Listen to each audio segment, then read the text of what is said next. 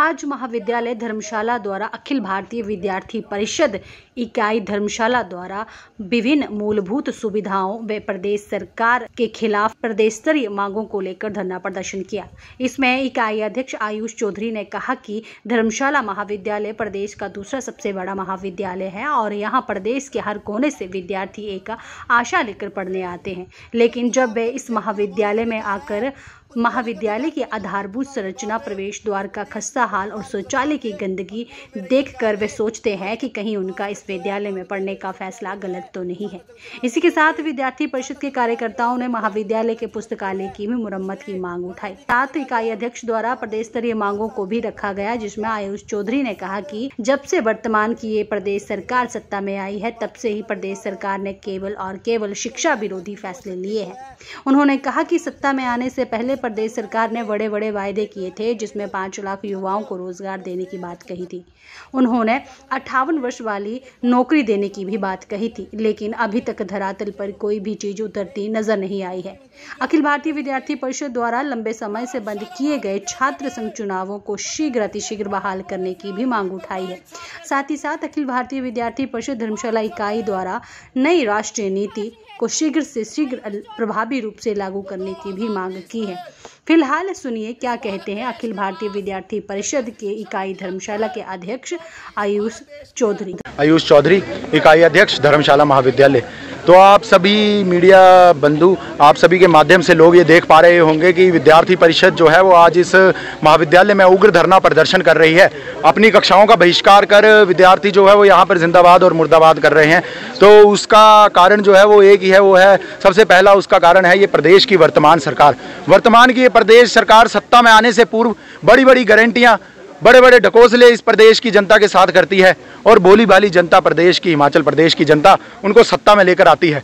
उसमें सबसे पहली एक बड़ी गारंटी जो इस प्रदेश की सरकार ने ये की थी कि 5 लाख नौकरियां, 5 लाख रोजगार जो है वो इस प्रदेश के युवाओं को दिया जाएगा, यानी हर साल 1 लाख रोजगार जो है इस प्रदेश के युवाओं को दिया जाएगा।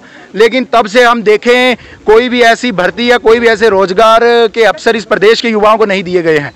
इसके बाद हम देखें कि कभी पशु मित्र, कभी पक्षी मित्र, कभी वन मित्र, ऐसी भर्तियां ये प्रदेश की सरकार लेके आ रही है। एक अभी हाल ही में पुलिस की भर्ती जो है वो प्रदेश में होती है, लेकिन उसका परिणाम भी जो है अभी तक हाई कोर्ट में अटका हुआ है। इसके बाद प्रदेश के उप मुख्यमंत्री जी बड़े मंचों से, बड़े भाषणों में कहते हैं कि 58 साल की पक्की नौकरी प्रदेश के युवाओं को दी जाएगी, यानी पक्की नौकरी, पेंशन वाली नौकरी दी जाएगी, ऐसा प्रदेश के उप मुख्यमंत्री जी कहते हैं। लेकिन दूसरों को नौकरी देने के बजाय वो अपनी बेटी की नौकरी लगाते हैं। अपनी बेटी की वो एचपीयू में नौकरी उनकी लग जाती है, आज तक वो भी नहीं पता कि किस टेस्ट के थ्रू उनकी नौकरी वहाँ पे लग गई। और उप मुख्यमंत्री जी को मैं आपके माध्यम से ये भी पूछना चाहता हूँ कि हाल ही में जो प्रदेश की सरकार 2 साल की जॉब ट्रेनिंग पॉलिसी लेकर आई है, तो ये जो प्रदेश के उप मुख्यमंत्री जी की बेटी है, उनकी नौकरी वो 58 साल की पक्की नौकरी में आएगी या वो 2 साल की जॉब ट्रेनिंग पॉलिसी में आएगी? ये सवाल मैं उप मुख्यमंत्री जी से पूछना चाहता हूँ। ऐसे छात्र संघ चुनावों को लेकर कि विद्यार्थी परिषद की मांग जो रहती है छात्र संघ चुनावों की, प्रदेश में सरकार कोई सी भी हो, दोनों सरकारें जो प्रदेश में होती हैं उनमें से कोई सी भी सरकार हो, लेकिन प्रदेश के युवाओं के साथ छात्र संघ चुनावों को लेकर केवल और केवल राजनीतिक रोटियां सेकने का काम प्रदेश की सरकार ने किया है। इसके बाद मैं बात करूँ कॉलेज डिमांड्स को लेकर, तो महाविद्यालय स्तरीय मांगों को लेकर ये धरना प्रदर्शन किया गया। हम देखें कि महाविद्यालय को लगे हुए आज 1 महीना होता आया है, लेकिन अभी तक भी वो टाइम टेबल जो है, वो समय सारणी जो कॉलेज में है वो पूर्ण रूप से नहीं बन पाई है। वो सही ढंग से, सुचारू रूप से नहीं बन पाई है। कई विद्यार्थियों की क्लासेस क्लैश होती हैं। हम जैसे ही कॉलेज गेट एंटर करते हैं तो यहाँ पे रास्ता टूटा हुआ है। महाविद्यालय प्रशासन कहता है कि इस रास्ते का जी हमने टेंडर दे दिया है, यह अभी बन जाएगा। मैं ये पूछना चाहता हूँ कि विद्यार्थी परिषद ये मांग जो है वो पिछले 2 साल से उठा रही है, और पिछले साल इस प्रदेश के, हिमाचल प्रदेश के इस कांगड़ा जिला के बड़े नेता यहीं पर आकर बड़े मन से कह के जाते हैं कि इतना लाख हम इस रास्ते को देंगे, इतना करोड़ हम ऑडिटोरियम को देंगे, इतना वहां देंगे। उसमें से अभी तक एक भी गारंटी उनकी पूरी होती धरातल पर नहीं नजर आ रही है। तो मैं उन बड़े नेता से, कांगड़ा जिला के बड़े नेता से भी ये पूछना चाहता हूं कि कहां पर है उनकी वो गारंटियां, क्यों ये गारंटियां अभी तक पूरी नहीं हुई।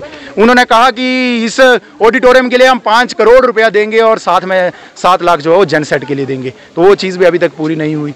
तो ऐसी ही कॉलेज स्तरीय मांगों को लेकर भी विद्यार्थी परिषद जो है वो आज धरना प्रदर्शन यहाँ पर कर रही थी। ऐसे आज ऐसे 40, 50, 60 की संख्या में विद्यार्थी परिषद के कार्यकर्ता यहाँ पर धरना प्रदर्शन कर रहे थे। अगर प्रदेश स्तरीय मांगों को लेकर ऐसे उग्र रूप विद्यार्थी परिषद को दिखाना पड़ा तो हजारों की संख्या में युवा जो है वो शिमला भी पहुंचेंगे और विधानसभा का घेराव भी करेंगे। और प्रदेश के उन मुख्यमंत्री जी को भी मैं कहना चाहता हूं कि विद्यार्थी परिषद की जो स्टेट डिमांड्स जो रहती हैं उनको जल्द से जल्द पूरा किया जाए। नहीं तो मैंने अपने भाषण में भी ये कहा कि जैसे प्रदेश के युवा इस प्रदेश की सरकार को सत्ता में लेकर आए थे, वैसे अगर इस सरकार को सत्ता से खदेड़ने का कोई काम करेगा तो वो भी प्रदेश के युवा ही होंगे।